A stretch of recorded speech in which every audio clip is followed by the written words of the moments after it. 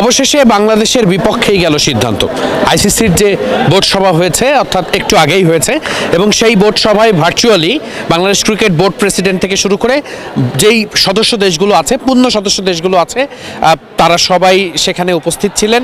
এবং সেই বোর্ড সভায় যে সিদ্ধান্ত এসেছে ভোটাধিকারের মাধ্যমে, অর্থাৎ প্রত্যেকটা দেশেরই ভোট নেওয়া হয়েছে। অর্থাৎ বাংলাদেশ যে দাবিটা তুলেছিল যে বাংলাদেশের ম্যাচগুলো আয়োজন করতে হবে ভারতের বাইরে বা শ্রীলঙ্কায়, সেই দাবি আসলে আর টিকছে না, কারণ বাংলাদেশের বিপক্ষেই সবাই ভোট দিয়েছে। আমরা গতকাল থেকেই একটা সংবাদ দেখছিলাম যে পাকিস্তান ক্রিকেট বোর্ড একটা চিঠি লিখেছে আইসিসির কাছে। লিলি আল্ট্রাসফট সিরাম জেল কে স্কিনে দেয় 3 গুণ সিরাম হাইড্রেশন। সিরাম জেল হাইড্রেশনে ব্রাইট থাকো সব সিজনে। যে বাংলাদেশ যে দাবি তুলছে সেই দাবির পক্ষে তারা অবস্থান নিচ্ছে এবং সেই দাবির পক্ষে অবস্থান নিয়েছে, এবং এই চিঠির অনুলিপিটাও তারা পাঠিয়েছে অন্যান্য দেশগুলোকে। এমন খবর এসেছে, যদিও অফিসিয়াল আবার কিছুই না, কিন্তু আজকে আইসিসি যে একটা বোর্ড সভা ডেকেছে সেটা ছিল মোটামুটি অফিসিয়াল, এবং সেই বোর্ড সভায় সবাই ভার্চুয়ালি যুক্ত হয়েছেন।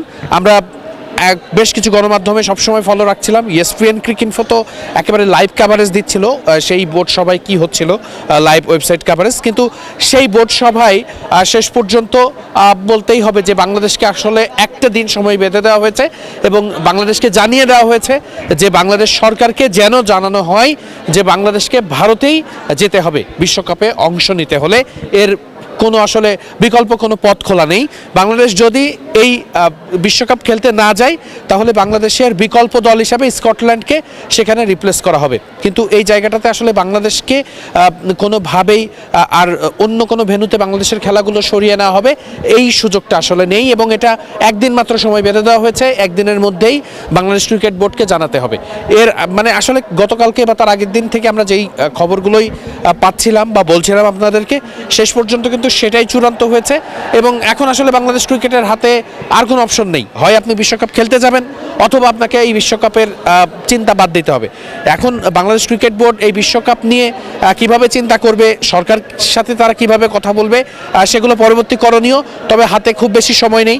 আগামীকালকে দুপুরের মধ্যেই বা বিকেলের মধ্যে, যেহেতু আইসিসির অফিস বাংলাদেশ টাইম বিকাল 4টা পর্যন্ত খোলা থাকে, এর মধ্যে আসলে বাংলাদেশকে জানাতে হবে, কারণ বাংলাদেশের পক্ষে কিন্তু কোনো ভোট পড়েনি ভাই। সুতরাং এখন আসলে আর কোনো রাস্তা খোলা নেই। বাংলাদেশ ক্রিকেট বোর্ড এখন কি সিদ্ধান্ত নেবে, সেটা কোন কোন পরিস্থিতি বিবেচনা করে সিদ্ধান্ত নেবে, ক্রিকেটের কথা কতটা চিন্তা করা হবে, মানে পলিটিক্যাল সিচুয়েশন বলি বা সিকিউরিটি কনসার্নের কথা বলি, কোনগুলোকে আসলে কতটুকু মাথায় রাখা যাবে। এবং যেহেতু আইসিসির পক্ষ থেকে খুব শক্ত বার্তায় দেওয়া হয়েছে যে বাংলাদেশ সরকারকে এইখানে জানাতে হবে যে কোনোভাবে আর কোনো সুযোগ নেই।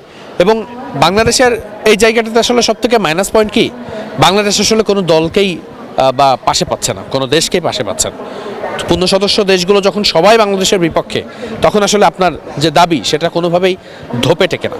আপনি ওই যে যখন পাকিস্তানের কথা বলেন না, বা যে পাকিস্তান ভারতের বাইরে যে খেলে, এই ব্যাপারগুলো ধোপে টেকে, কারণ পাকিস্তানের পক্ষে ভোট দেওয়ার মতো দেশগুলো থাকে, কিন্তু বাংলাদেশের পক্ষে ভোট দেওয়ার মতো আসলে কোনো দেশ নেই, এবং বাংলাদেশের এই দাবি মেনে নেওয়ার জন্য কোনো দেশই আসলে বাংলাদেশের পাশে এসে দাঁড়ায়নি, অন্তত এই সভায়।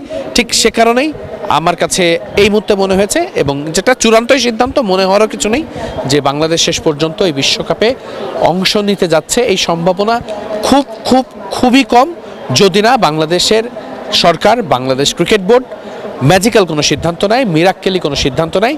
তাছাড়া এই বিশ্বকাপে বাংলাদেশ যাচ্ছে না এখন পর্যন্ত, সেটা ধরে নেওয়া যেতেই পারে।